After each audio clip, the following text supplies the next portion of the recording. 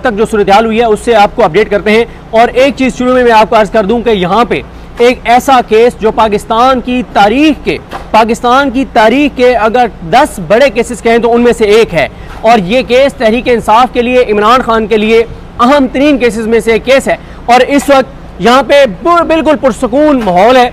यहाँ पे कैमरे मीडिया के 15 से 20 चैनलों के लगे हुए हैं, सोशल मीडिया के 30-40 लोग मौजूद हैं मुख्तलिफ जगहों पे। लेकिन तहरीक इंसाफ जो है उसके 10 MNAs भी कमरा अदालत में नहीं पहुंच सके। और कुछ ने कहा कि शायद वो असेंबली में कोई बजट के ऊपर प्रोटेस्ट कर रहे हैं। भाई अगर बजट के ऊपर, पहली बात मुझे नहीं पता कि इस वक्त इजलास जारी भी है नहीं, मेरा नहीं ख्याल जारी होगा। चलें अगर जारी भी हो बजट के ऊपर तो आप कल भी एहतजाज कर सकते हैं, आप परसों भी कर सकते हैं।